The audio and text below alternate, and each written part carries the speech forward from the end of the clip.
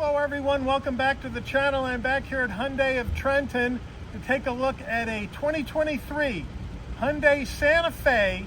This is the XRT off-road trim for the Santa Fe. Color here is Serenity White Pearl, so let's dig in. Front end of this Santa Fe in this Serenity White Pearl with the black accents. I really like how they play off against one another. We have LED headlights, LED daytime running lights, standard turn signals, and we also have side air curtains as well. I like that gunmetal gray trim along the bottom. Overall, it's a nice looking front end. Let me know how you think, what you think about having the daytime running lights and the headlights separated rather than all together. I think it gives it a distinctive look. Let me know what you think in the comments. All right, wheel and tire setup on this Santa Fe. We have an 18-inch wheel, gloss black, standard brake and rotor package. Tire size is 235 on the width, 60 series sidewall, 18s, all four corners, all-wheel drive. Full side profile on this Santa Fe. Looks good. I like the white with the black. I like the flat black design down along the bottom of the doors, and as it goes over the top of the wheel wells, played off against that white with the black crossbars and roof rails up top, as well as the gloss black on the side view mirror. I just think it gives it a really nice look here in this mid-size two-row SUV. As we move in closer, we are gloss black on the side view mirror, LED turn signals. We have color match on the front and rear door handle with a little chrome accents, which look nice. Up top, we are color matched on the roof with that shark fin antenna. And as we come down along the top, we are without a sunroof on this particular Santa Fe. Here we are at the back end of the Santa Fe with that small but nice looking roof spoiler up top. The rear windshield wiper is down below on the glass, the Hyundai badge in the middle. We have Santa Fe on the left, and underneath that XRT badge. And on the right, we have the H-Track badge, which is Hyundai's all-wheel drive system. I do like the, again, gunmetal gray along the bottom and around the tailpipe. And we do have LED tail lights in the back, but we do have standard bulbs for the directionals as well. All right, we are under the hood of this Santa Fe, and what are we looking at here? We're looking at a 2.5 liter naturally aspirated inline 4-cylinder engine mated to an 8-speed automatic transmission, 191 horsepower, 181 pound-feet of torque. This SUV is capable of towing up to 2,000 pounds. Mpgs, 22 in the city, 25 on the highway, 24 combined. The engine's minimum octane rating is 87, so you can run this on regular unleaded gas. All right, we are inside this 2023 Hyundai Santa Fe XRT off-road package action. Before we get started with the interior, you're going to want to know, Mike, how much does this cost? Well, MSRP, the way this Santa Fe is optioned, you're looking at $36,975. So let's check out the interior. All right, footbox action, nice large dead pedal brake and accelerator. We do have carpeted floor mats that are in the cargo area. We do have a black plastic sill plate that says Santa Fe, and this does come with the running boards with some chrome trim, which is a nice touch. We have black seats, power for the driver with lumbar, manual assist for the passenger, nice white cross stitch, nice design, nice bolstering, very comfortable, nice look on the inside of the Santa Fe. Door panel time, soft touch up top, fake carbon fiber around the brushed aluminum door handle, which I think is fine, it's better than gloss black. Flat black on the switchgear, a nice soft armrest with stitching. Up top, we have nice soft touch material, a little tray in here to put some snacks or to put some doodads, and a nice large glove box. Infotainment system time, what do we got going on here? We got a 10.25 inch Hyundai infotainment system, nice touchscreen, dual panel action. If you're thinking to yourself, Mike, this thing looks exactly like the Kia infotainment system you did in the K5 last review? Well, you know what? You're right. It is the exact same infotainment system. Hyundai, Kia, same company, same action here. Wired Apple CarPlay, wired Android Auto, driver profiles, the whole 9 yards. Backup camera, nice and clear with trajectory. Like I said, no 360-degree cameras in this Santa Fe XRT, but overall, it's a nice look through the camera. We have 2 heat and air vents with your hazard lights. Down here, you have your manual controls for your head unit. Here we have our auto climate control, which I like. And then down below here, we have our push buttons to go through this 8-speed automatic transmission. We have engine stop, start off, auto brake hold, center diff lock. Here are our modes, hill descent control, parking camera. Down here, 3-stage heated seats for both the driver and front passenger. Some more of that carbon fiber look to keep the fingerprints away. Down below here is our Hyundai key fob right here. Lock, unlock, pop the tailgate, panic button, remote start, nice weight, nice look to the badge. We have a cup holder down here, a cup holder here with more of that trim, which is nice. We have one USB-A and a wireless charging pad. All right, center armrest, nice and soft. Push the button, up it comes. Got a tray, got room for storage, nice. Hyundai steering wheel, nice leather wrap steering wheel, nice 10 and 2 notches. The Hyundai badge in the middle, the horn button. Would like to see some silver trim here, but we do have silver trim down here. On the left, flat black on the controls. Telephone and voice commands. On the right is your adaptive cruise control and safety suite controls. We do have paddles on either side to go up and down this 8-speed automatic. On the left, we have our controls for our headlights. On the right, we have controls for our 2 windshield wipers. On the left side of the dash here, brighten and dim the dash, lane keep assist on or off, press and hold for the tailgate, traction control off, emergency brake down here.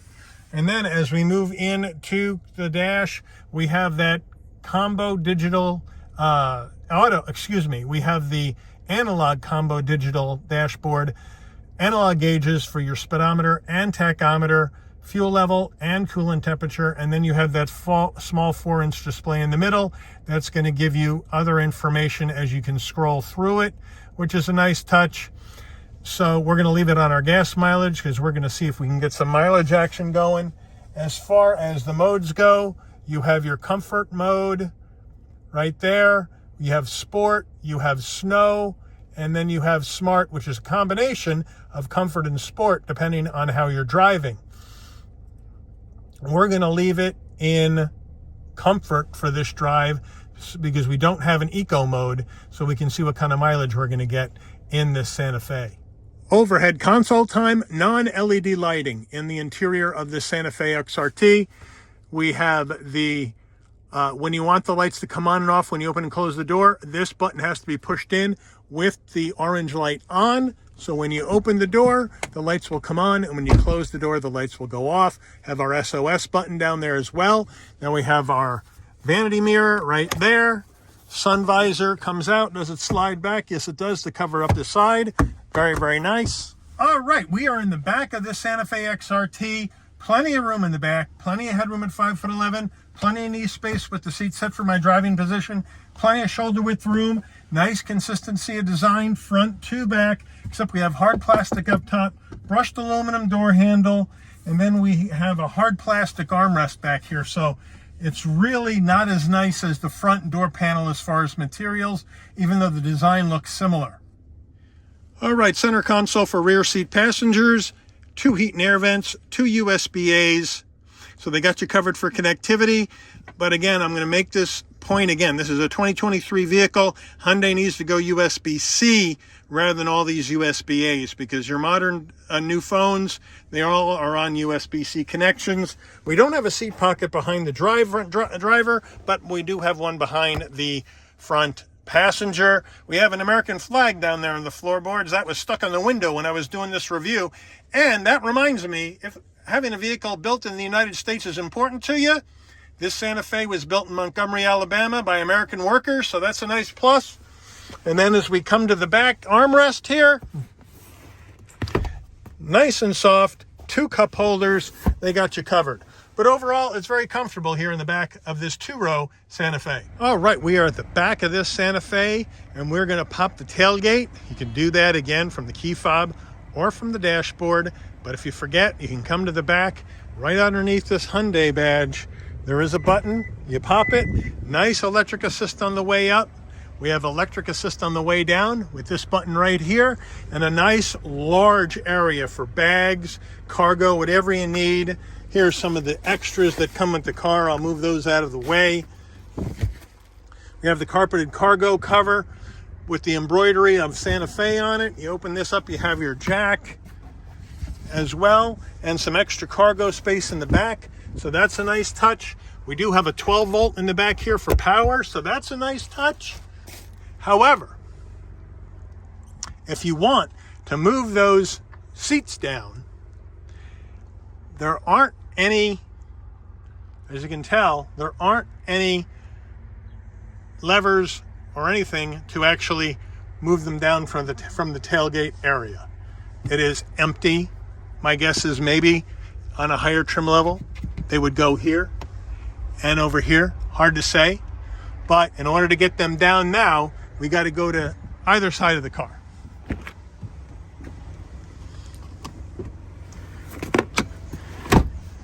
And down they go.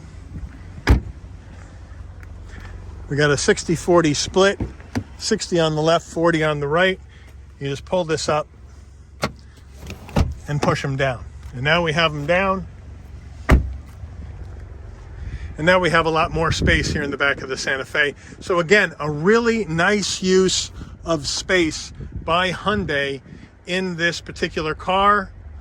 Let me know what you think in the comments about those power seat switches in the tailgate. I'd like to see those. They don't have to be power. They just have to be a handle I can pull to set them down, or have a button on the back of the seat that I can just pull up from by reaching in and throw them down. That would be a lot more handier than walking around to either side, but good amount of room. Nice job. All right, here's the window sticker for this 2023 Santa Fe. Not sure if you can see it with the glare, but I wanted to give you a chance to put the video on pause, zoom in, check out everything that's in this car. Now, let's take it for a spin. All right, we are in the Santa Fe, getting ready to take it for a spinnerooski. We're in the back 40 of the dealership to try to give you an idea how all this is going to handle some uneven pavement. So we're going to put this thing into drive and rock and roll. Getting late in the day, so we got some strange sun, but here comes a pothole, nice and slow over the pothole. Feel that nice damp suspension, those big sidewalls, soaking it up. Very, very nice. Come up to some more ruts in the road here, coming out of the dealership. Boom, boom, boom. We'll hit another one. Another pothole, little dip. Nice. Nice and smooth. Nice and well damped. So, here's the deal. Santa Fe, 2-row, midsize SUV. Kia Sorento X-Line S that we did the other day. Midsize 3-row SUV. Same exact power plant. Naturally aspirated 2.5 liter inline 4 with an 8-speed automatic. So, we should see similar performance, similar gas mileage from both vehicles, given that the driveline is the same. The advantage Sorento has is it's a little bit bigger and it's a little bit heavier, which is a disadvantage. But it's got an extra, almost an extra inch of ground clearance than the Santa Fe does. Kia puts in a little extra ground clearance in their off-road trim. The Santa Fe doesn't, so basically this off-road trim, besides wheels, tires, and some suspension tuning changes to make it a little bit more compliant over the uneven pavement, it's pretty much an appearance package overall compared to other SUVs. So XRT is the trim level in this. It's a very competitive price point though for what you get in the package. Just like the X-Line S, we have, you got the heated seats, you have your 10.25 inch infotainment system, exact same. You have the digital dash analog combo. You have right, so you have a lot of some very similar things in here. They both have heated seats but no ventilated seats, so it's almost like equipped identically, and the MSRP between the two is almost identical. So when we're looking at comparing these two vehicles, we say, okay, with the tech being the same, Sorento has 3 rows. However, that third row is really tight, so it's really only for kids or small adults. Santa Fe only has 2 rows, so you don't have the third row option. And the X-Line S is a little bit higher off the ground than this particular car. Both vehicles, same wheels, same brake setup, same transmission, all the same. Both variants, both Sorento and Santa Fe, come with higher level trims, or you can upgrade to the turbocharged 2.5 liter and turn that horsepower to 281 from 191. So they both have that going for them as well. So what we have here are entry level from both Kia and Hyundai in that off-road trim for each one of their models that are equipped almost identically, and from what I can tell so far, perform almost identically as far as driving, as far as ride quality, as far as good visibility out of everything, as far as tech. Both of them have all that tech: blind spot monitoring, cross traffic alert, road sign recognition, pre-collision alarm. All that good stuff is in both.